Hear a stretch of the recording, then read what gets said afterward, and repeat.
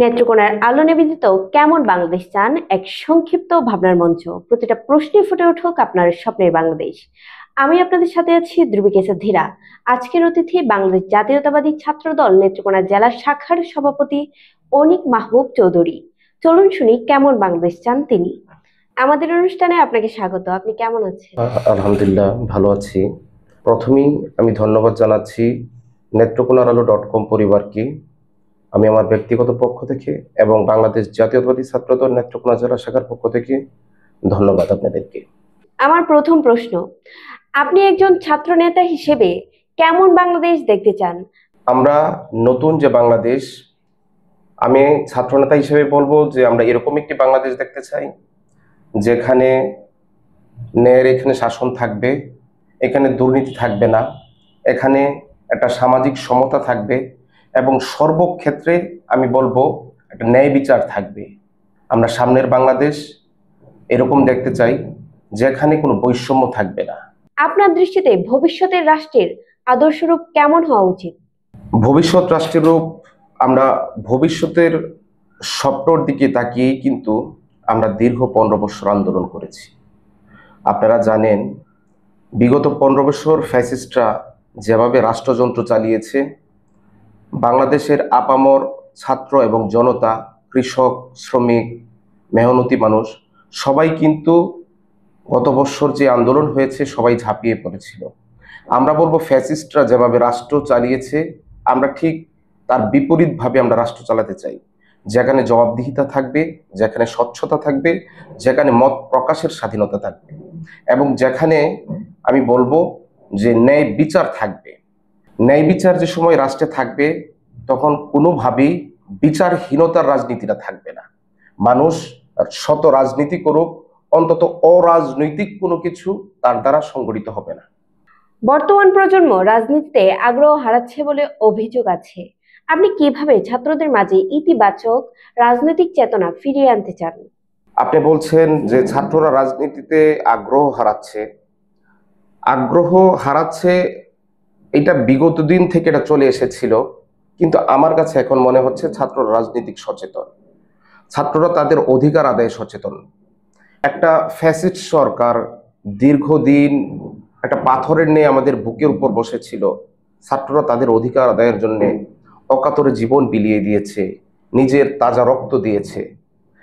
আপনি দেখেন, বাংলাদেশের প্রেক্ষাপটে আপনি ভাষার আন্দোলন বলেন, আমাদের স্বাধীনতা বলেন, কিংবা বিগত সময় স্বৈরাচার বিরোধী আন্দোলন বলেন এবং সর্বশেষ ফ্যাসিস্ট বিরোধী আন্দোলন বলেন, সবসময় ছাত্ররাই কিন্তু বাংলাদেশের প্রেক্ষাপটে চালকের ভূমিকায় অবতীর্ণ হয়েছে।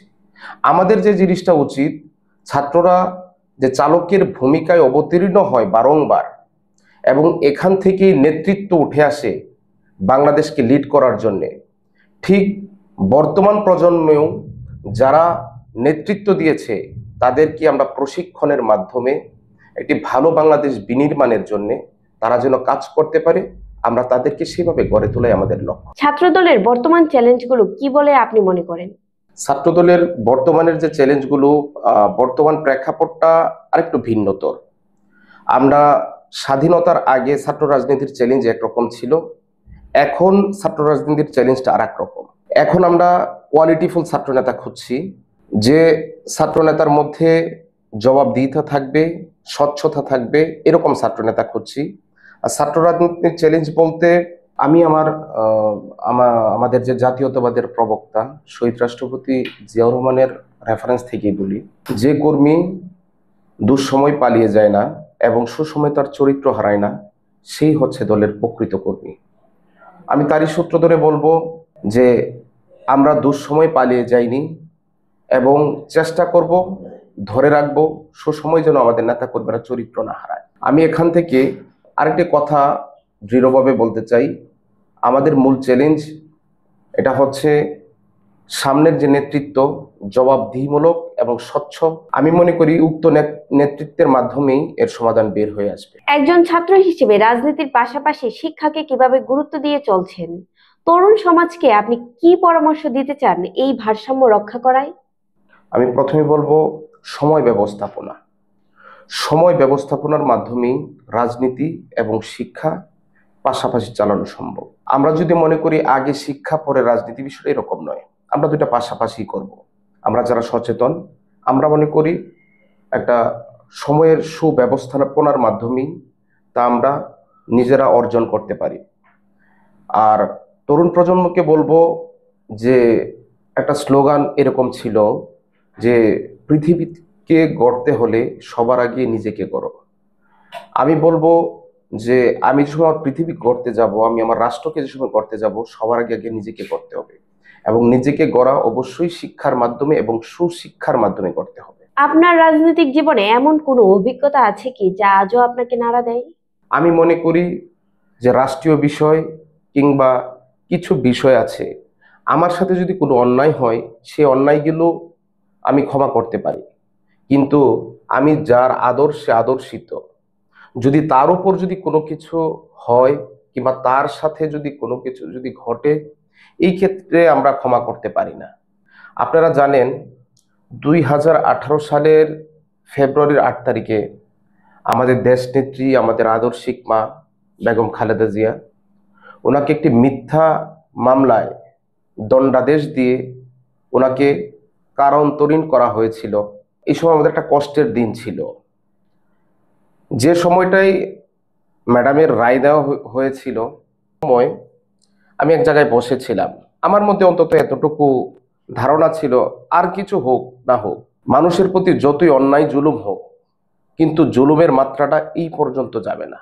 কিন্তু আমি অবাক হয়ে যাই, বিগত সময় রাষ্ট্রযন্ত্রগুলো এইভাবেই চলেছে যে আমাদের যে আদর্শিক মা, বাংলাদেশের তিনবারের প্রধানমন্ত্রী, তাকেও একটি মিথ্যা মামলায় কারান্তরীণ করা হয়েছে।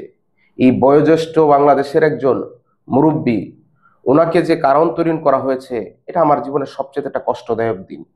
আপনার অভিজ্ঞতায় ছাত্র রাজনীতি নেত্রকোনায় সামাজিক ও রাজনৈতিক অগ্রগতিতে কি ধরনের ইতিবাচক ভূমিকা রাখতে পারে? ছাত্রদল নেত্রকোনায় আমরা শুধু দলীয় রাজনীতিতেই শুধু না, আমরা সামাজিক এবং মানবতার সেবায়ও আমরা নিজেদেরকে মনোনিবেশ করেছি।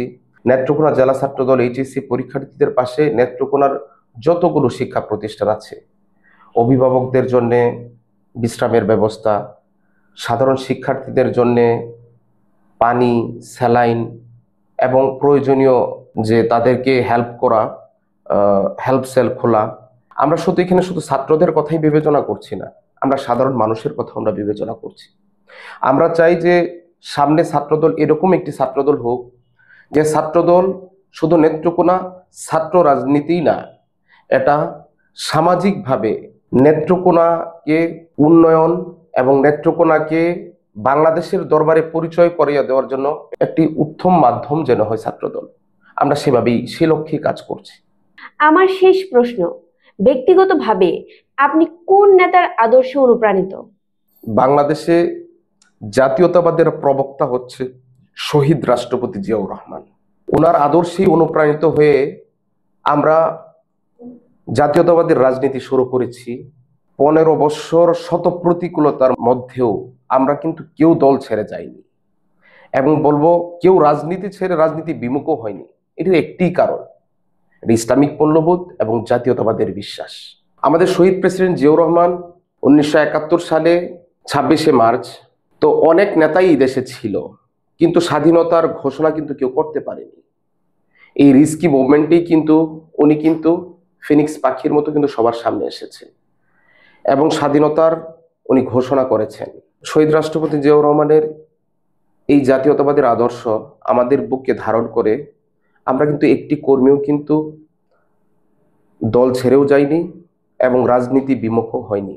শত প্রতিকূলতার মধ্যেই আমরা কিন্তু আমাদের সিদ্ধান্তে আমরা কিন্তু অটল ছিলাম, এবং এটা সম্ভব হয়েছে জননেতা জনাব তারেক রহমানের মাধ্যমেই।